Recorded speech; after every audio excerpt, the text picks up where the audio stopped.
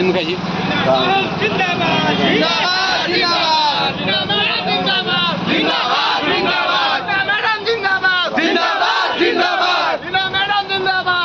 पढ़ा कि लोकसभा में सबसे ज्यादा पैसा खर्च करने में इनका नाम था।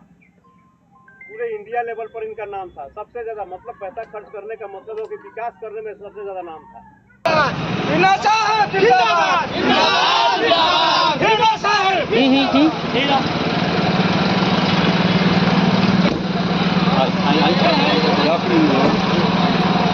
आई मुखिया जी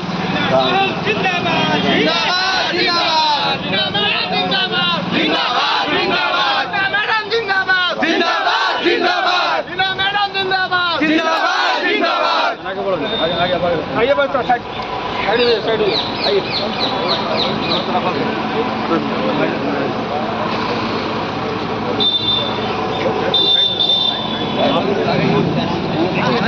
मैडम जिंदाबाद जिंदाबाद, मैडम जिंदाबाद जिंदाबाद जिंदाबाद, मैडम जिंदाबाद जिंदाबाद जिंदाबाद, मैडम जिंदाबाद जिंदाबाद जिंदाबाद, मैडम जिंदाबाद जिंदाबाद जिंदाबाद।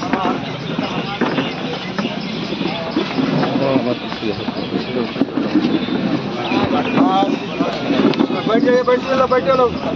दो शब्द ज्यादा नहीं, दो शब्द लोगों से अपील कर दें जी हम लोग को वोट कहाँ करना है। आज इस सभा में उपस्थित हम लोग के मुख्य अतिथि श्री मैडम जी, ईसा मैडम जी और हमारे बड़े भाई संजय मुखिया जी और पूर्व प्रखंड अध्यक्ष परवेश भाई जी, हम लोग आज के सभा में उपस्थित हुए हैं कि हमारे मैडम लोकसभा के प्रत्याशी हैं। तो आने वाले 25/5 को मैडम को जो भी सिंबल मिलेगा, जो भी चिन्ह मिलेगा, उनके आगे हम लोग जबरदस्त 25 मई 25/5 को जबरदस्त वोटिंग करना है। और हम लोग एक ही लक्ष्य है कि जो भी सिंबल मिले उन्हीं पे हम लोग मोहर लगाना है।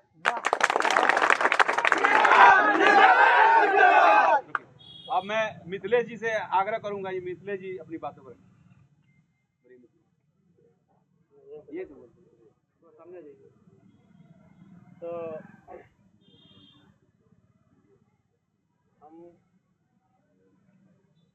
2014 से पहले से साहब से हमारी बातचीत हुई और तब से जो है हम लोग साहब को जो है अपना समर्थन करते हैं। बहुत सारे लोग तरह तरह की बातें किया करते थे उस समय भी और अभी भी करते हैं, लेकिन मेरा जो अनुभव है कि एक बार जो साहब से मिल लेगा तो असलियत पता चल जाता है, तो साहब का ही होके रह जाता है। एक बार की घटना है,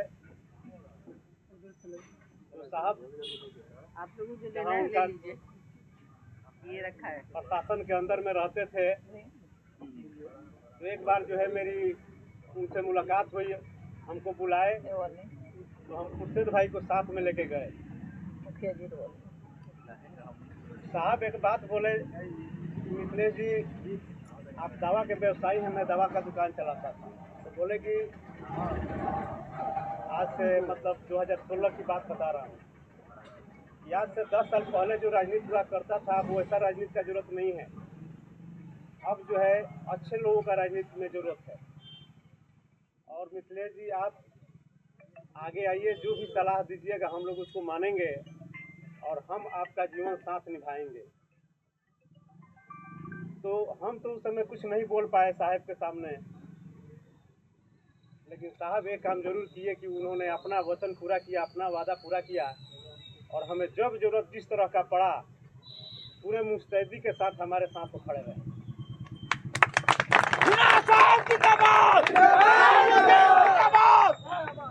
लेकिन साहब जो है अब चले गए, आज इस दुनिया में नहीं है।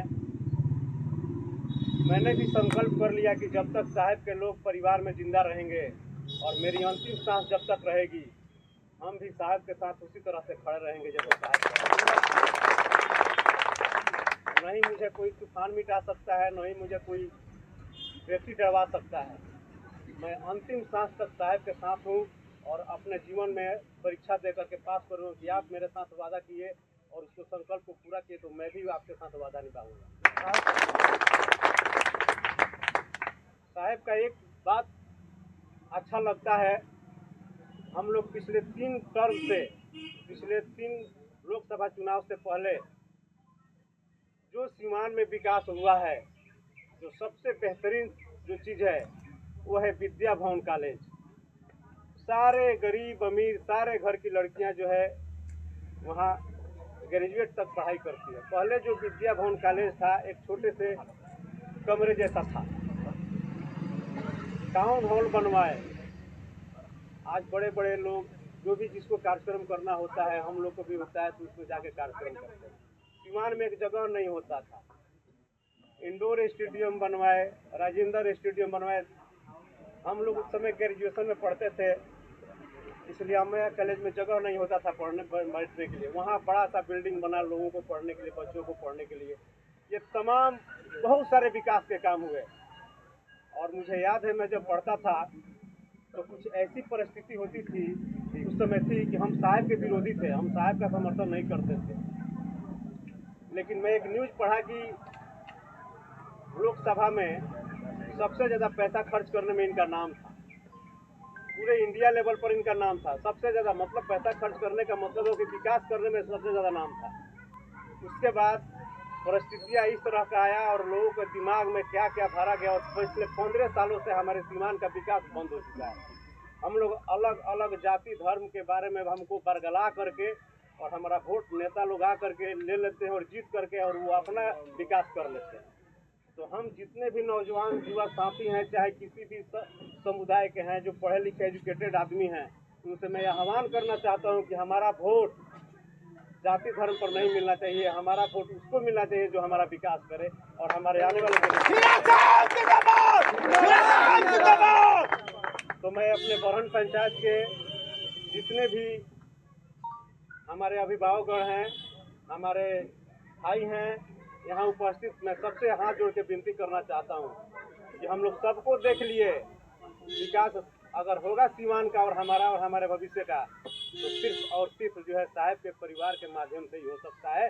तो हम कहना चाहते हैं कि सभी लोग जो है हम लोग इस बार मैडम को जो है समर्थन करें और लोकसभा में भेजने का काम करें, ताकि फिर से जो विकास सीवान का रुका हुआ है वो फिर से रफ्तार पकड़ ले। जय हिंद, जय भारत। सबसे पहले तो एगो आग्रह निहोरा बा, जितना बाइक वाला लोग आगे चलता संयम से चलो, ना तो अपने अपने घरे जाओ। बहुत हुड़दंग होता, अच्छा नहीं लगा।